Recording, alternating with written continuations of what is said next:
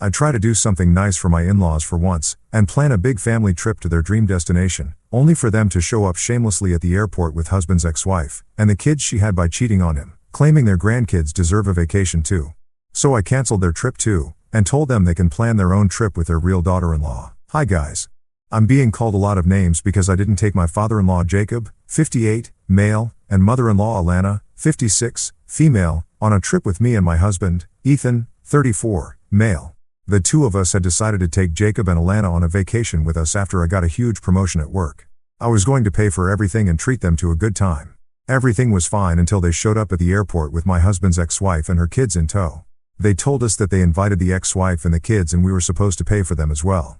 I canceled their part of the trip and told them that they won't be coming with us. There was a major argument where I told them that they could plan their own trip with their real daughter-in-law. Ethan and I went on the trip as planned and turned off our phones so that no one could disturb us. We were already a little shaken by what happened at the airport, but we managed to divert our attention and had a very fun vacation.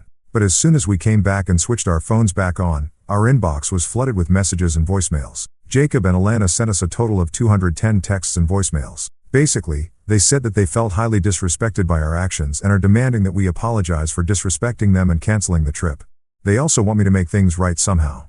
I don't feel like we should apologize, but I'm going to leave that judgment to you guys. I trust you to give me some really unbiased opinion. So, please help me out. I'm going to provide some background on everything just so you guys can have a clear picture to make the right judgment. So, my husband has been married once before me. He married his college sweetheart Gina, 34, female at 24, and they stayed married for the next 3 years. After that, the marriage broke down because Ethan found out that Gina had been cheating on him. Cheating is a hard boundary for Ethan, so he left as soon as he could. Gina, of course, didn't like that one bit. She basically begged and pleaded with Ethan to stay for a whole year. She harassed him nonstop. What's worse is that Ethan's parents also began pressing him to forgive her. They weren't happy with the fact that Ethan was so quick to divorce the woman he called the love of his life. They also didn't like how he didn't even consider their opinion on the matter. The in-laws saw Gina as their daughter, so they were all very close. Instead of supporting Ethan, they chose to berate him and support Gina instead. It was a horrible time for Ethan because he was going through several heartbreaks. His marriage was ending. His parents weren't supportive about his decisions. By the time the divorce was finalized, Gina already had her firstborn son, and she had become desperate to get him back. His parents also kept telling Ethan that he should step up and be the parent the kid needs. It was also messy and stressful for Ethan, that he left his hometown and moved to another city. He even changed his phone number. He blocked Gina from everywhere and his parents didn't even have his personal phone number. He completely isolated himself from his parents to save what was left of his sanity. Ethan and I met during this time in the new city. We were friends and co-workers for a year before we started to date. He needed time and I agreed on taking things slow. We dated for 4 years before getting married 6 months ago. We moved back to his hometown a year before getting married. Both of us got very lucrative work opportunities here and we couldn't pass it up. Ethan and his parents had been talking and their relationship seemed to be on the mend, so we decided to take the leap of faith. We thought that we could have at least a decent relationship with my in-laws. We were wrong. They had been extremely dismissive of me since the day they met me. No matter how hard I tried, they would mostly ignore me and talk to me as little as possible. I tried my best to be friendly and win them over, but it was hard. We rarely met because of this. Plus, we discovered that they had kept in touch with Gina all this while and were practically grandparents to her now 2 kids.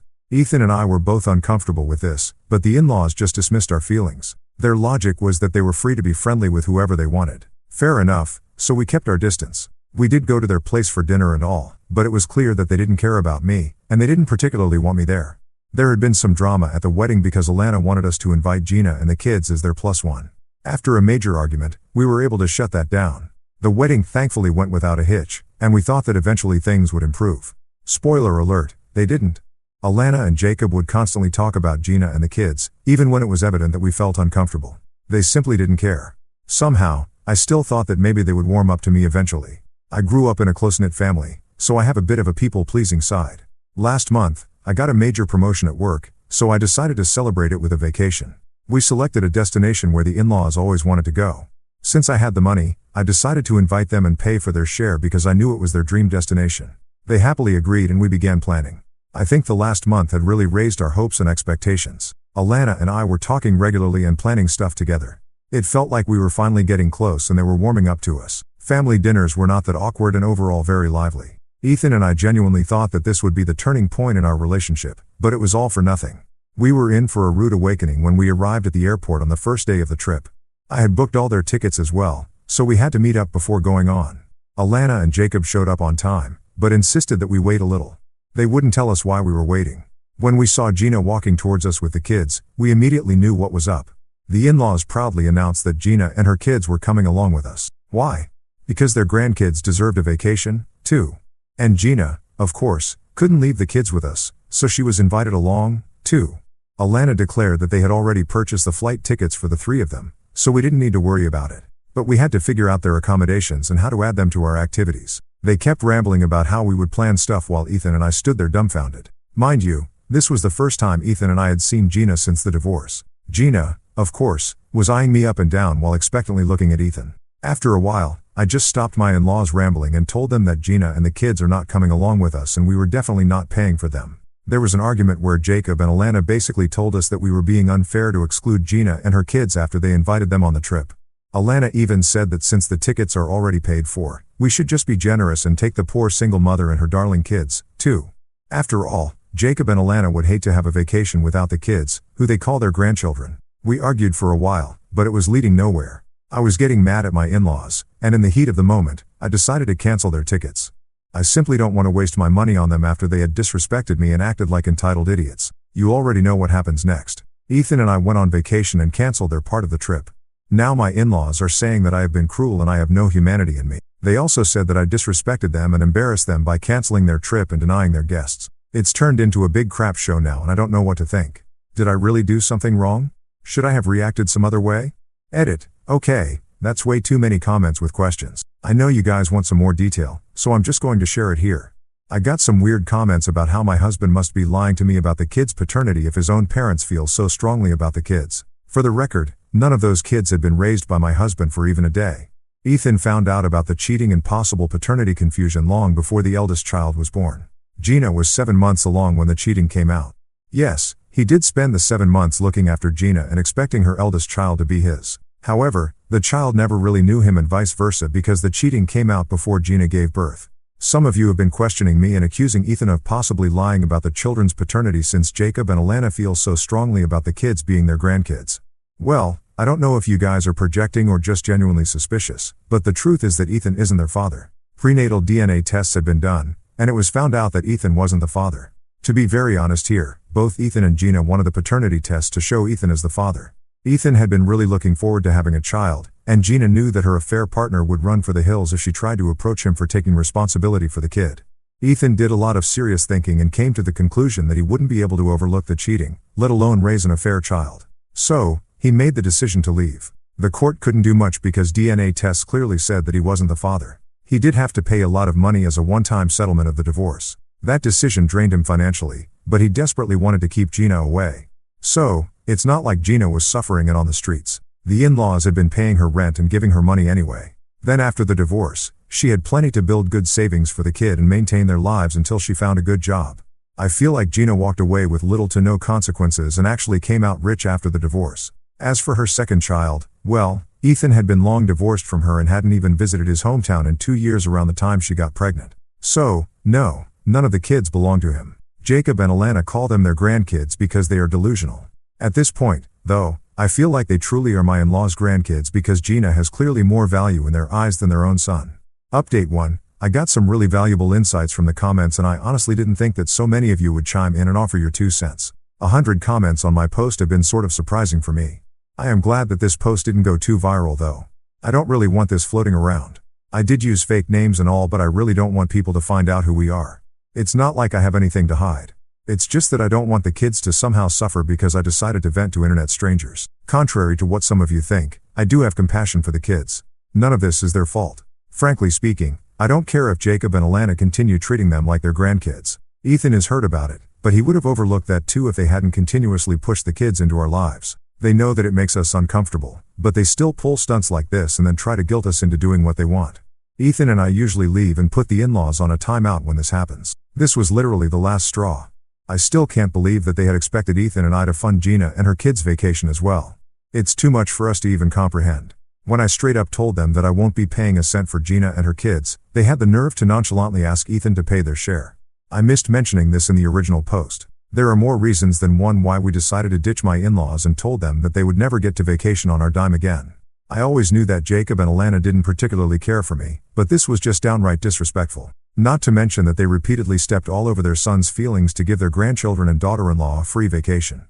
I have realized I don't owe them and their bonus family a grand vacation on my dime. I wanted to do a nice thing for them, but they crapped all over it. I already vowed that this is going to be my last attempt at winning them over or doing something nice for them. My husband and I had a great vacation and this just destroyed whatever fun we managed to have. We are not sorry that we went on vacation without the in-laws, but we are annoyed that they managed to ruin the trip. At first, I thought that maybe I should apologize to them for hurting their feelings, but now I am convinced that they deserve this treatment. My husband already told me that I did nothing wrong and you guys just helped me seal my decision. So, thank you for that, guys. Now, many of you jumped on the no contact bandwagon, but Ethan and I are still a little skeptical about that right now. Despite everything, we still think that we should have a little talk with my in-laws about what happened. We will express our feelings and perspective to them once again and try to make them realize that they are hurting us. If they understand us, we will try to find some middle ground and set new boundaries. If they don't understand us, I guess we will think about going low contact if not no contact altogether. I know you guys may be a little frustrated at this, but it's what we think is best right now. I will make an update after having this talk and tell you guys what happened. I may need some advice, so I will shamelessly come back here for help. Update 2. We went to talk to my in-laws and it didn't go well at all. Ethan and I thought that we should have a little sit down and tell them about our feelings and disappointment. Jacob and Alana heard what we had to say. But unfortunately, they weren't interested in what we had to say. Jacob and Alana had other plans. They started telling us what they wanted us to do. More specifically, what they wanted Ethan to do. They wanted Ethan to leave me and get with Gina again. She's a poor single mother and her innocent kids are suffering without a father figure in their lives. Ethan needs to think about them and give Gina another chance. Apparently, Gina has changed and really loves Ethan, so she is willing to do anything for him. The in-laws have never stopped considering her a daughter. So things would just be so much better if Ethan just did what is best for everyone here, and that is marrying Gina again. Some of you really called it. They want Ethan to take Gina back and be the kid's father.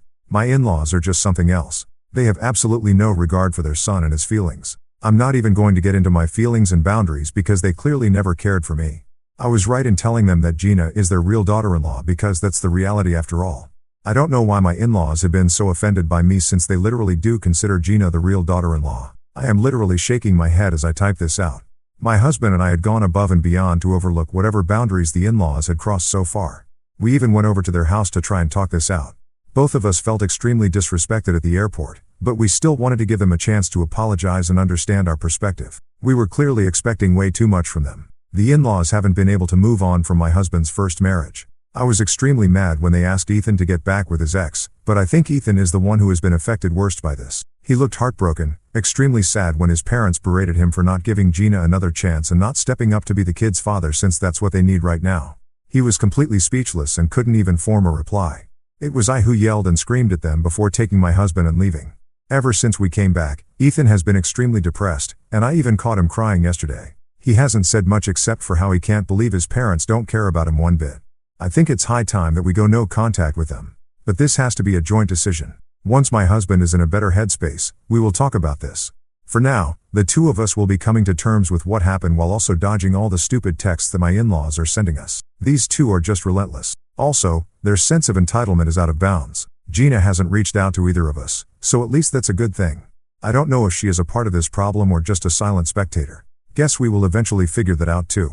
Update 3. So, I don't know what to think right now. I barely had the time to make this update.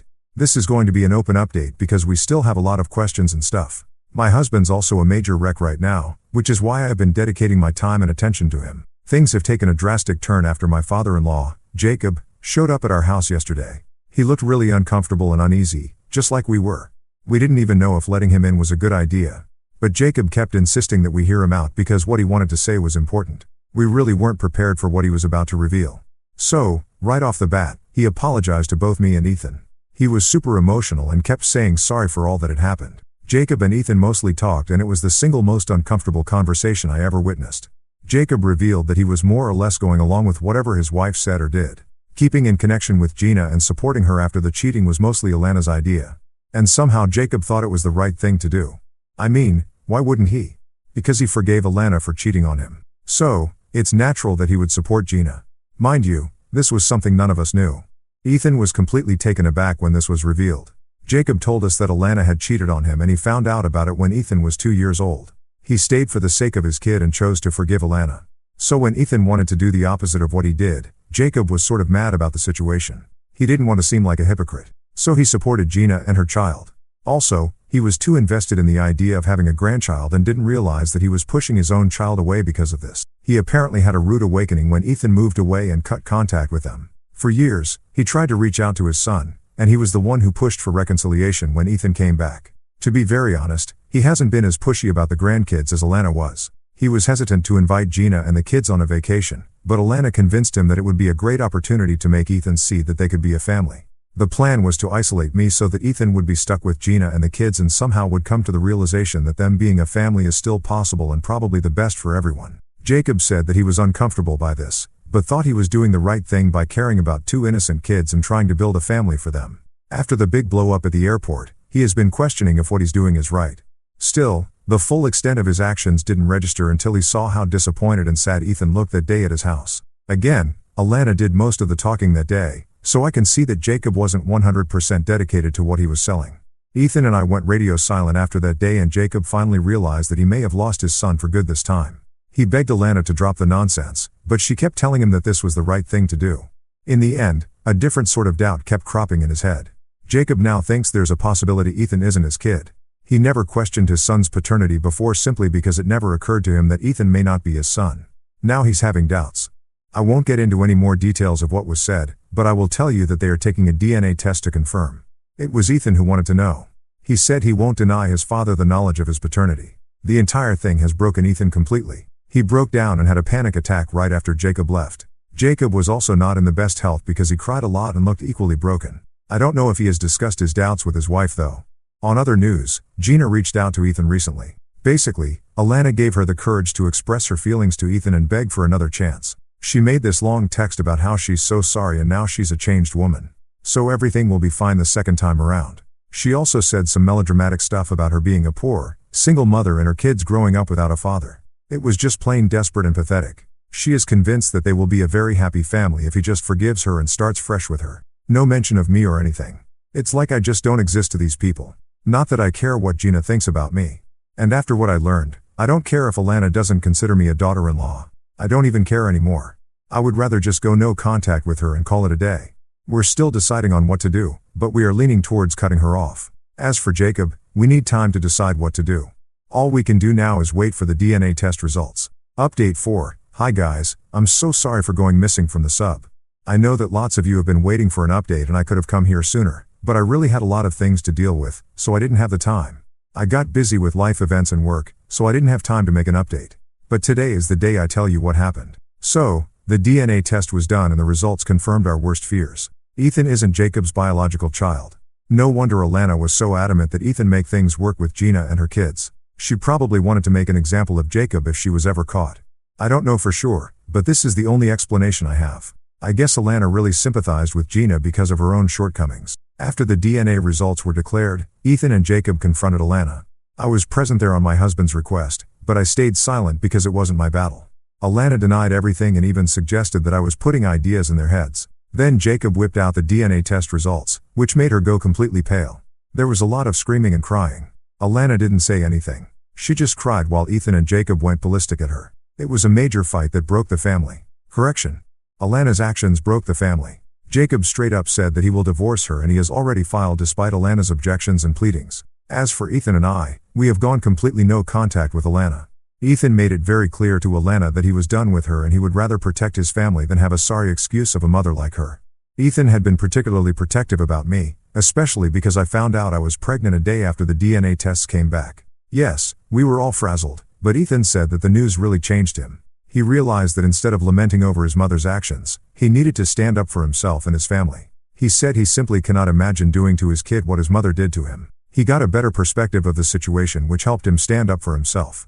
We are now completely no contact with Alana. She hasn't taken this well at all. By the way, Alana's pretending that the paternity thing isn't a big deal and Ethan should just forget about the DNA tests. We let her ramble until we blocked her. She realized pretty soon that she just couldn't manipulate us anymore. So, she changed her tune fast, especially after she found out about the pregnancy. And now she's vowing to cut contact with Gina and her kids.